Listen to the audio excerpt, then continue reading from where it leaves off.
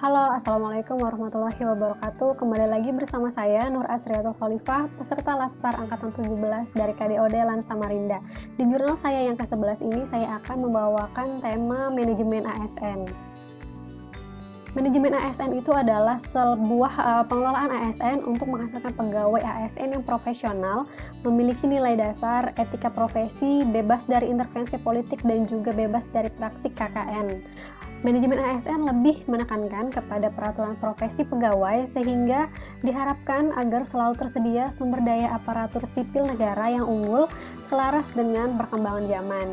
Nah, pegawai ASN itu sendiri terdiri dari dua jenis. Yang pertama yaitu pegawai negeri sipil atau yang sering kita dengar dengan PNS, dan yang kedua yaitu pegawai pemerintah dengan perjanjian kerja atau yang sering kita sebut dengan P3K.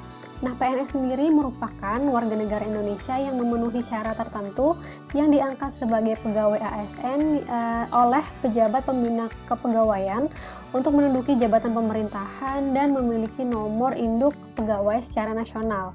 Sedangkan untuk P3K yaitu warga negara Indonesia yang memenuhi syarat tertentu yang diangkat oleh pejabat pembina kepegawaian berdasarkan sesuai perjanjian kerja sesuai dengan kebutuhan instansi pemerintah untuk jangka waktu tertentu dalam rangka melaksanakan tugas pemerintahan. Nah, di dalam Undang-Undang Nomor 5 Tahun 2014 sendiri tentang aparatur sipil negara, ini mengatur hak-hak kita sebagai PNS ataupun sebagai P3K. Untuk hak PNS sendiri, yang pertama yaitu mendapatkan gaji, tunjangan, dan fasilitas. Yang kedua mendapatkan cuti. Yang ketiga mendapatkan jaminan pensiun dan jaminan hari tua. Yang keempat mendapatkan perlindungan kesehatan, bantuan hukum, dan lain-lain. Dan juga yang kelima mendapatkan pengembangan kompetensi. Hal ini juga tidak jauh berbeda dengan hak yang didapatkan P3K, hanya saja bedanya kalau P3K tidak dapat jaminan pensiun dan jaminan hari tua. Nah, di sini ada beberapa kewajiban kita sebagai seorang ASN. Yang pertama yaitu setia dan taat kepada Pancasila, Undang-Undang 1945, NKRI, dan juga pemerintahan yang sah. Lalu yang kedua, menjaga persatuan dan kesatuan bangsa. Yang ketiga, melaksanakan kewajiban yang dirumuskan pejabat yang berwenang. Yang keempat, menaati ketentuan peraturan perundang-undangan. Yang kelima, melaksanakan tugas kedinasan yang penuh pengabdian, kejujuran, kesadaran, dan juga tanggung jawab. Lalu kewajiban yang keenam yaitu menunjukkan integritas, keteladanan dalam sikap ataupun perilaku, ucapan, tindakan baik di luar maupun di dalam kedinasan. Yang kewajiban yang ketujuh yaitu wajib menyimpan rahasia jabatan dan hanya mengemukakan rahasia jabatan tersebut sesuai dengan perundang-undangan. Lalu yang kedelapan, sebagai ASN kita wajib untuk bersedia ditempatkan di seluruh wilayah NKRI. Nah, di sini terdapat 6 poin penting yang harus dicermati di dalam sistem merit ya. Sistem merit ini adalah kewajiban dan manajemen ASN yang berdasarkan pada kualifikasi, kompetensi, dan kinerja secara adil dan wajar dengan tanpa membedakan latar belakang politik, ras, warna kulit, agama, asal-usul, jenis kelamin, status pernikahan, umur, dan juga kondisi kecacatan. Nah, yang pertama itu tentang pengorganisasian dan perencanaan ASN didasarkan pada fungsi organisasi melalui analisis jabatan dan juga analisis beban kerja. Audit kepegawaian menyesuaikan dengan arah kebijakan nasional. Lalu yang kedua, perekrutan berorientasi pada talenta yang berbasis pada jabatan dan juga sertifikasi TKD dan TKB, sistem komputerisasi, orientasi, dan engagement untuk setiap penugasan pada jabatan baru.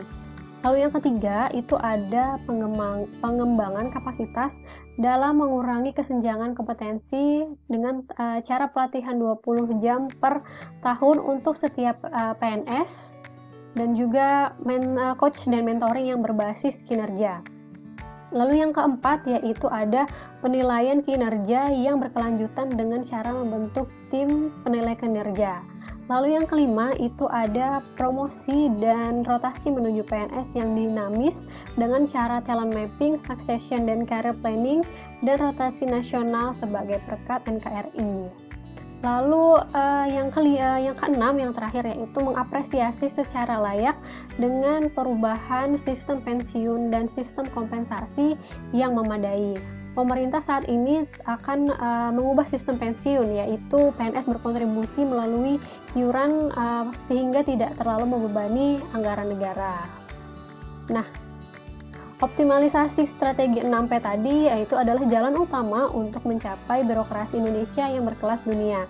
Indonesia sendiri masuk ke dalam Grand Design Pembangunan ASN 2020 sampai 2024. Sebagai ASN, kita juga harus diharapkan dapat menjadi smart ASN pada 2024 untuk membawa birokrasi Indonesia berkelas dunia. Smart ASN ini memiliki profil yang disiapkan untuk menghadapi era disrupsi dan tantangan dunia yang semakin kompleks.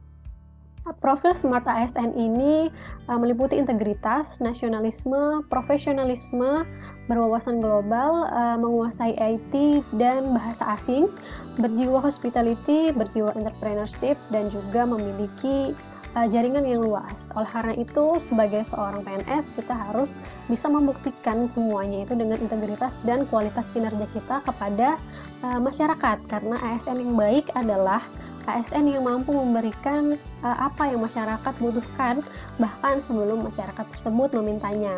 Nah, sekian apa yang bisa saya sampaikan dari manajemen ASN hari ini. Semoga semuanya bermanfaat, dan akhir kata, wassalamualaikum warahmatullahi wabarakatuh.